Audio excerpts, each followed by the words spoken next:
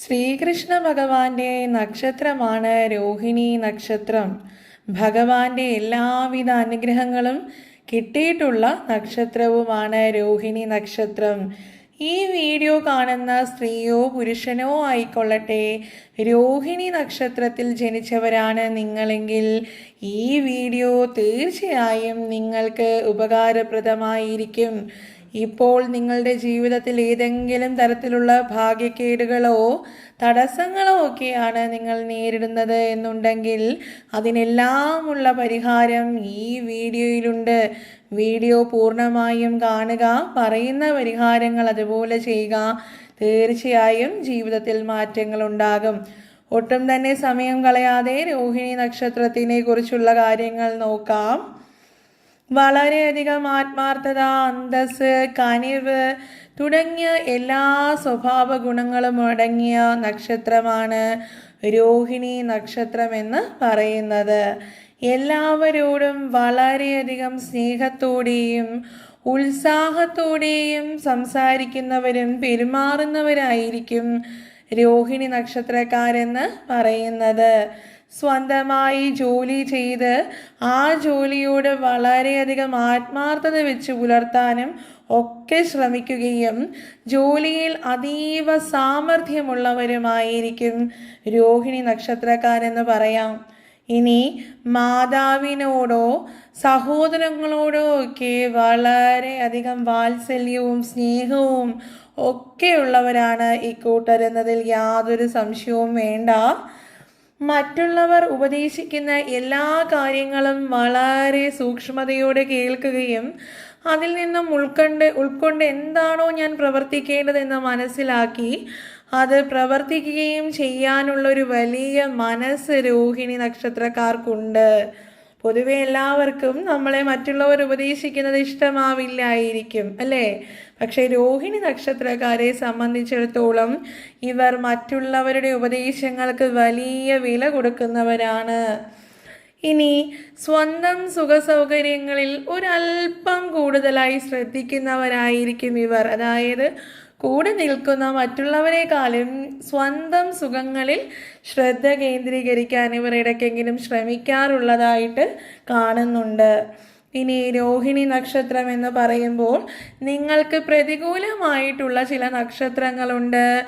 ഈ നക്ഷത്രക്കാരുമായി യാതൊരു തരത്തിലുള്ള കൊടുക്കൽ വാങ്ങലുകളോ സാമ്പത്തിക ഇടപാടുകളോ ബിസിനസ്സോ മറ്റു മംഗളകാര്യങ്ങളോ ഒന്നും തന്നെ ദയവായി നിങ്ങൾ നടത്തുവാൻ പോകരുത്.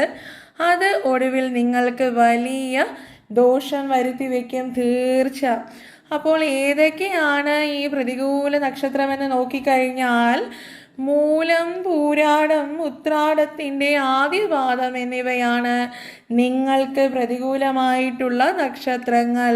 മൂലം, പൂരാടം, ഉത്രാടത്തിൻ്റെ ആദ്യപാദം. ഇനി വിവാഹബന്ധം, ആ ഒരു ബന്ധം നിങ്ങൾക്ക് നടത്തുവാൻ പാടില്ലാത്ത നക്ഷത്രങ്ങളാണ് തിരുവാതിര, പൂരാടം, മകം എന്നീ നക്ഷത്രങ്ങൾ. ദയവായി രോഹിണി നക്ഷത്രത്തിൽ പിറന്ന സ്ത്രീയോ പുരുഷനോ ആയിക്കൊള്ളട്ടെ, നിങ്ങൾ തിരുവാതിര, പൂരാടം, മകം എന്നീ നക്ഷത്രക്കാരുമായി വിവാഹബന്ധത്തിന് മുതിരരുത്. അത് വലിയ ദോഷമായിരിക്കും പിന്നീട് ഉണ്ടാക്കുന്നത്. ഇനി പ്രതികൂല നക്ഷത്രങ്ങൾ പറഞ്ഞതുപോലെ തന്നെയാണ് അനുകൂല നക്ഷത്രങ്ങളുടെ കാര്യവും. രോഹിണി നക്ഷത്രത്തിന് അനുകൂലമായിട്ടും ചില നക്ഷത്രങ്ങളുണ്ട്.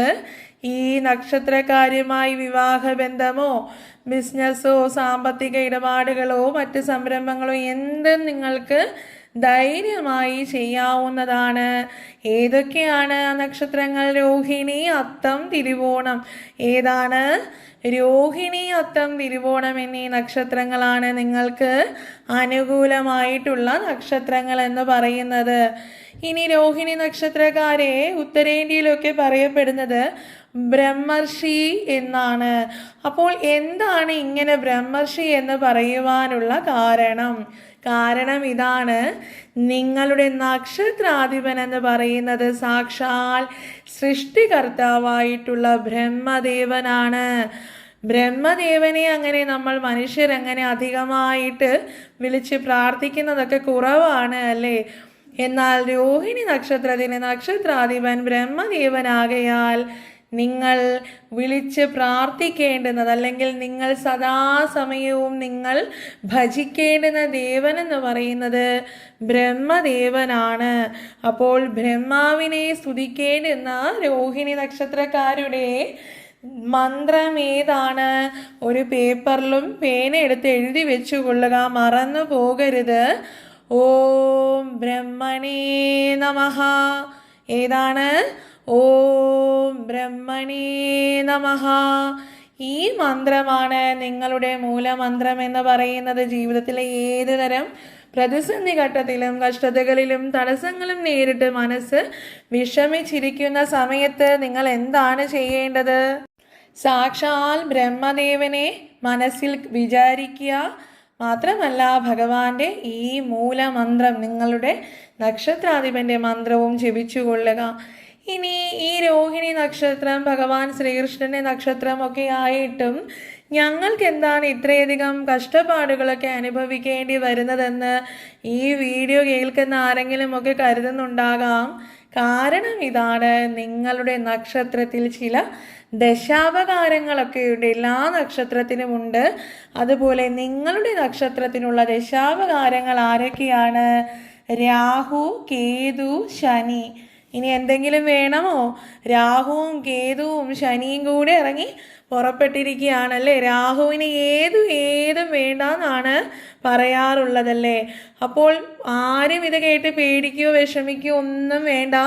പരിഹാരവും ഇവിടെ തന്നെയുണ്ട്.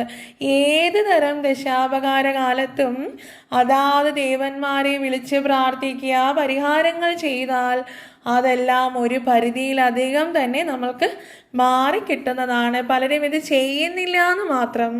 അപ്പോൾ രോഹിണി നക്ഷത്രക്കാർ അങ്ങനെ ആകരുത്. കേട്ടുകൊള്ളുക, രാഹു സമയമാണ് നിങ്ങളുടെ ദശാപകാര കാലമെങ്കിൽ നിങ്ങൾ പ്രാർത്ഥിക്കേണ്ടത് ഏത് ദേവനെയാണ്? സാക്ഷാൽ പരമശിവനെയാണ്. കേതുവാണെങ്കിലും ദശാപകാര സമയത്തും പരമശിവനെ തന്നെയാണ് പ്രാർത്ഥിക്കേണ്ടത്. രാഹുവിൻ്റെയും കേതുവിൻ്റെയും അധിപൻ സാക്ഷാൽ മഹാദേവനാണ്. അപ്പോൾ മഹാദേവനെ വിളിച്ച് പ്രാർത്ഥിക്കുക.